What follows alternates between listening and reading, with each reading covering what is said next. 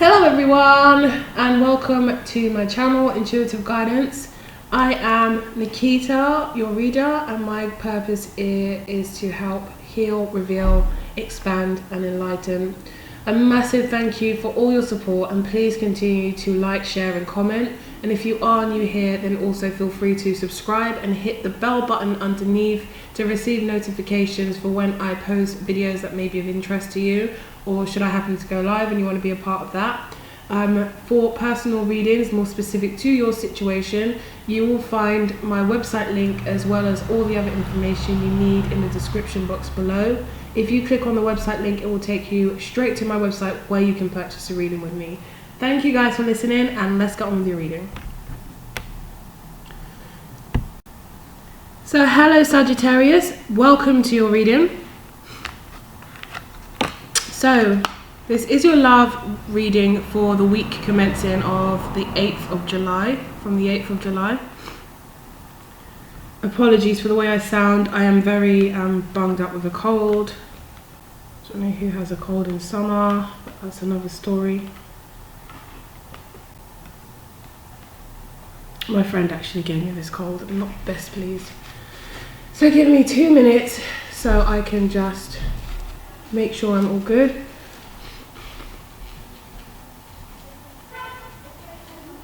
No one wants to hear a leaky nose. Okay, so we've got chemistry. Chemistry with the Chariot and the Knight of Wands. So this reading to me doesn't even look, it doesn't look good, to be honest. The person you're dealing with, should I say, does not look like an honest person with integrity. It looks like someone that's just taking the piss, to be quite frank. Which is, you know, I'm a Sagittarius rising, by the way. I don't even know if that seems to, how that affects me at all. But sometimes I do notice traits of a Sagittarius in myself, like just being quite honest and blunt. That can happen sometimes. Anyway, let's get back to you. So, yeah, so I think that you have a lot of chemistry with someone. There is a lot of chemistry, but that's about it in terms of like building anything more. This person is just, you know, a person that comes in and out. They're very like flighty, they're very passionate, and they'll all, you know, get you all riled up, and then as quick as they do that, they're out again. The only thing that keeps you kind of moving forward with this person is the fact that there is so much chemistry, and you might even kind of be like, oh, I don't know, like, I don't know why, you know, I kind of put up with it. I don't know why I allow this person to do such and such, because, you know, I just, you know, I have this strong attraction to them, or I just feel, you know, so connected to them for whatever reason. It's just chemistry. The chemistry stems from the unpredictability. So this could be you as well, it could be vice versa. What you've got to ask yourself is why are you attracting this type of person? Why are you attracting a person like the Knight of Wands? Is it because you secretly fear being stable? Is it because you enjoy the excitement of this person, you know, kind of, you know, rushing you, you know, being in a whirlwind? Maybe it's boring, maybe like regular life is just boring to you, the mundane regular life. Having someone that comes home from a 9-to-5 job in their suit and gives you a kiss, you watch TV for a bit, you go to bed, you wake up, you do the same thing. Maybe you're so like afraid of that you've gone the opposite way, and you know, subconsciously you might be possibly kind of like, you know, this person is just so exciting, and, you know, it's not a regular relationship. They always like sweep me off my feet and then, you know, spin me around and give me a 6 for a 9, which I hate but I love. Like, you know, sometimes you need to ask yourself why you are attracting somebody that, you know, is so bad for you, or somebody that, you know, you're having difficulty building a future with, or that doesn't mean you well. I will say this as well. It's not anyone's job in a relationship to fix or change anyone. If someone is if someone comes to you the way they come to you, accept them for that. Don't think that, oh, you know what, this person, I just feel it for them, I can, really help them. That's a therapist's job, that's a psychiatrist's job, that's a counsellor's job, that's maybe their family's job. That's not your job. You don't have to help anyone. So some of you may be empaths, maybe that's, who are the group of people I'm talking to, but I feel that someone feels like they can mold someone into someone better, fix them. They just need a bit of help with this, or they just kind of, they haven't been shown, how to settle down from their previous relationships. So, in this instance, I'm just going to kind of show them how it's done, show them I'm there for them. That's not your job, because you're just wasting your time. That's what people who end up with narcissists, or should I say, who narcissists end up with, usually think. Like, that's why they stay for so long, because it's like, oh yeah, it's just this. They just, if I can help them with this, you're not supposed to try and help anyone. Like I said, that's not your job. That's a therapist's job. A narcissist, even with therapeutic treatment, apparently it's very difficult to kind of completely change them. But anyway, that's another story. So yeah, you have to ask yourself why you're attracting this kind of person, why this person feels that they can come in and out, because you have this determination to really make it work with this person, and this person sees that determination in you and sees it as, you're available for me to come in and out whenever I want. You have deception, so this person barefaced lies to you. The deception card with the mask always reminds me of someone that doesn't really actually know themselves, an empty shell, someone that puts on different masks depending who they're around. They're adaptable.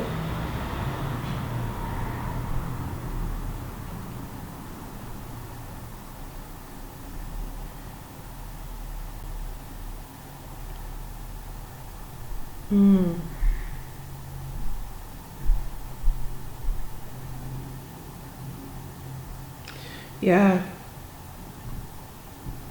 definitely a false mask. They present one person, but they're not this person, and they're good at keeping that mask on. Maybe for maybe that's why, I think that's why they probably come in and out, because you can't obviously be fake forever. There's only a certain amount of time you can keep that fake mask on. So that's why this person can't stick around. They do have to be in and out anyway. Not just that, they may enjoy coming in and out and feeling like you're there for them when you need them, but I feel like they can't keep up the pretense.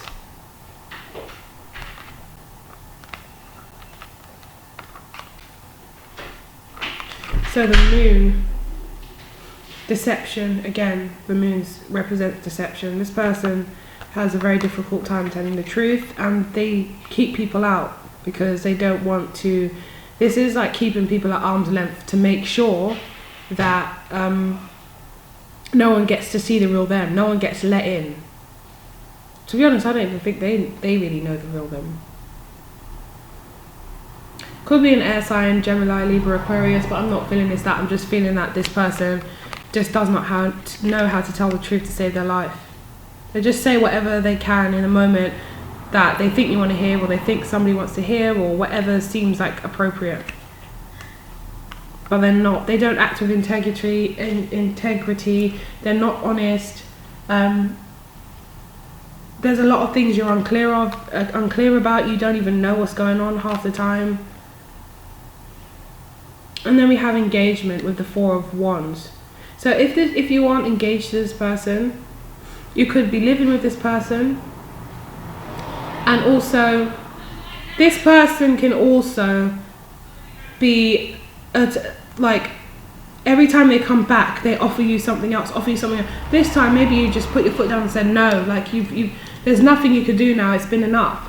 And they might take what you've always wanted. Say you've mentioned to them, I've always wanted to be married, I want to settle down, I'm too old for this, I want to, be with someone that's going to take me seriously. They might come in and think, oh, this time, I've tried everything else to get them back, and every time I come, it's like every time they come, they have to do a bit more because they fucked up again. So this time it's like, oh, I've got to prove myself a bit more. This time I'll buy flowers, Next time they fuck up, I'll buy flowers and chocolates. Next time they fuck up, let me go through their friends and get their friends to put in a good word. There's always like, they have to outdo themselves. This time they might actually be like speaking to you about, oh, you know, well, the truth is I really do, you know, I want to marry you and blah, blah, blah. They might be filling your head with all this shit.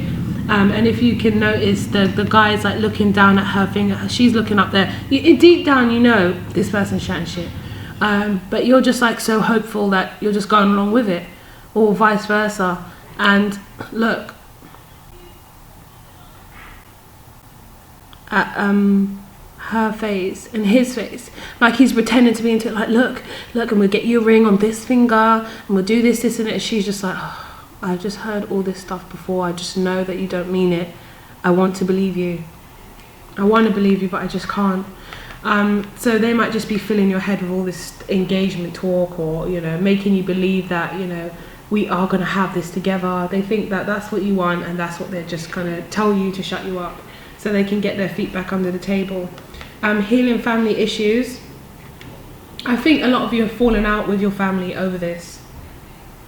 For some of you may have a child or children, not necessarily with this person, but it could be with this person, it maybe it's not. Either way, I feel like you've had fallings out with your family over this, and your family are like, it's too much now, you know, think too much has gone on, or you're really losing yourself, or, you know, there's been explosive arguments where they've been involved, and maybe you've called crying, and now they're like, well, why are you back there then? So there's a need to like heal this. Maybe you're kind of like sliding away from your family, knowing that they don't approve of this situation, but that means this person is kind of winning at the same time because they're getting you to, you know, kind of isolate yourself in a way. The Seven of Swords. So, you know, there's information that you're not telling your family as well. Like the Devil, this person's very toxic, and I don't feel like you're saying everything. You're not expressing everything that's gone on. Like I said, you might be a mother or a father, you might have children of your own, but you've had to like walk away, and like you do feel isolated. But that's because you don't want to say everything to your family, because you know they don't approve of this situation, and you're hoping to like make it work. So here you are with the Star. So you do want to heal this situation with family. You do want to kind of, you would love it if everyone could just get on and there would be peace. But you know in the real world that this person, you know, you can understand why your family don't approve. So for some of you, it's that you have children and you don't want your child or children to see that, you know, this is a healthy relationship, because you know it's not, and you feel guilty about that. So there could be a sense of guilt. And for others of you, it's that you, like I said, you don't want your family to you know, not keep knocking this person, or you know they don't approve, and you kind of just, you know, want to brush it under the carpet and isolate yourself a bit so that, you know, they're not telling you what you actually need to hear. This could be the one. You feel like this is the one, and that's why you're putting so much energy and effort into this. You feel like you've invested a lot into this, and you like to see the results. You feel like you can fix this person. That's what I was saying in the beginning. There's a feeling of, you know, I just need to do this. I just need to hang on a bit more. I just need to show them love. I just need to show them this. No, this person knows what they have to do. This person is aware of the person that you want them to be, and the person that they're choosing not to be. It's not that, you know, they need to be shown. They know what they have to do. This person is an adult just like you. I don't get that they're younger, or there's anything that's, you know, so significant to make them really be regressed. So I just feel that you feel, you know, this person could be the one, and sometimes they're the dream come true, the person that you would really want, the person that, you know, you would love to marry, and other times they're this person that, you know, makes you just question, why the hell, you know, am I with this person? That person, that dream person that you love and would love to marry, that is a lie. That is a mask.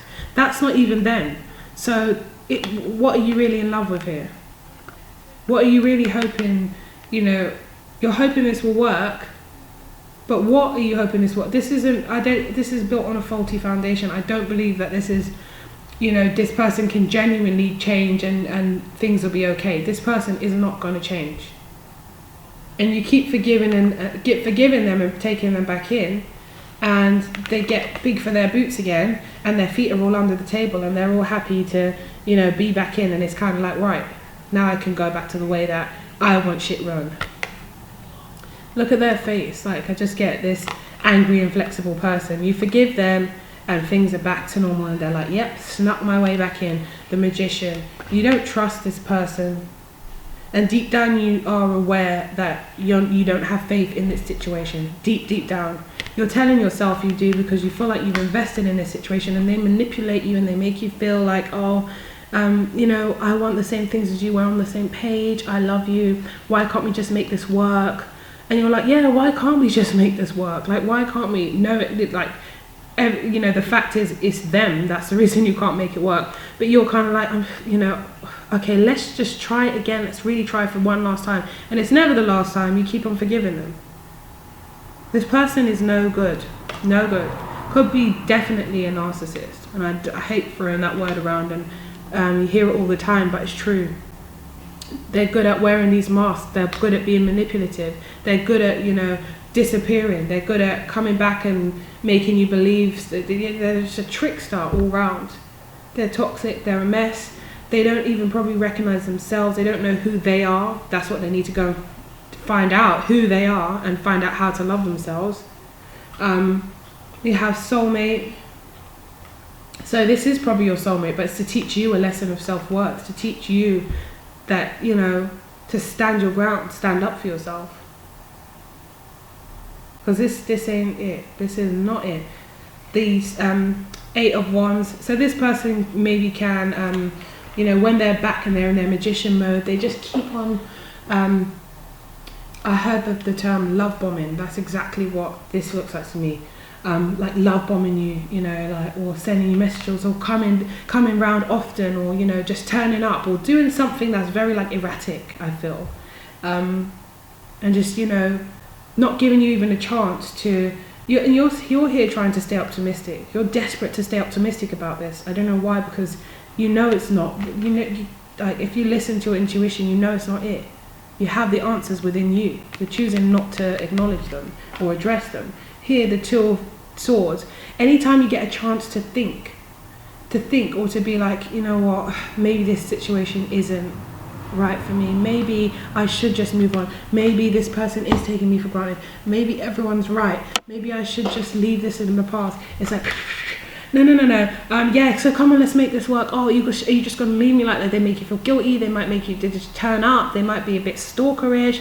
They might just, you know, put so much pressure on you that you can't see the wood from the trees, and you just end up kind of falling back into it.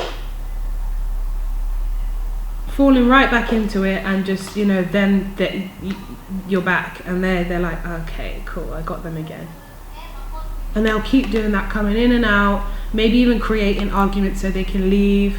They don't want a commitment, but they want you there. They want you there. They want you kept there. They want stability from you. They want the stability of maybe someone there as a backup plan, someone that they live with, whatever the situation is. But they go in and out and back and forth, and they're wasting your time. And I think that you need to open your eyes and see this. Because this person is not for your highest good. No, by no means. At this time, next week, they're probably going to come in and you're going to try and work things out with them.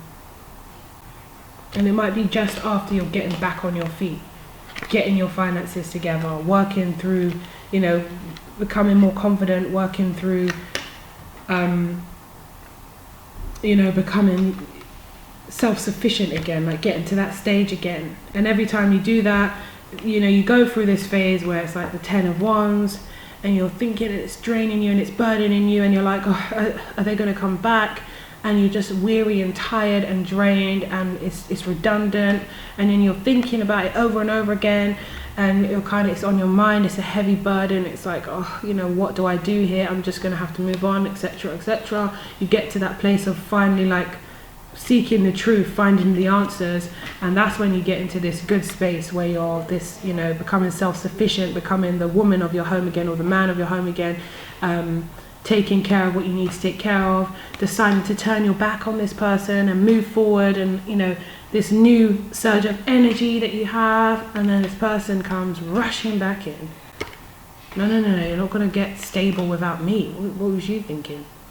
Like, I'm a part of your picture. I'm a part of this family picture. I'm a part of your life. I'm a part of your life. You're not getting rid of me that easy.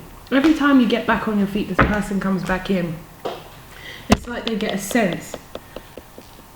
It's like they get some kind of sense, or they just get a gut feeling, or they hear, or they're watching. Whatever it is, they come back every time you start to get in a good place, and you start to build yourself up and pick yourself back up again. And the worst part here is you're isolating yourself from friends or family. And I see family here with family issues, because you don't want them to feel disappointed in you, or you don't want them to feel like, what kind of, why are you making this mistake with this person? Why won't you leave them alone? Deep down this isn't right. So Sagittarius, please have a think about this. You have an opportunity to let this go and leave it behind, instead of working it out with this person just to experience the same pain and trauma again. If you have a child or children, think about what you want them to see, how you want them to know, how you want to teach them how a partner's supposed to treat you, because children do pick it all up. So I would take this opportunity, but if this reading does resonate with you and you would like my advice or help, then as I said, my website link is in the description box below. Just click on that to purchase a reading, and we can discuss if this does resonate with you. But otherwise, take care, stay true to yourself, love yourself, take care of yourself, and I'll speak to you guys soon. I love you lots. Goodbye, Sagittarius.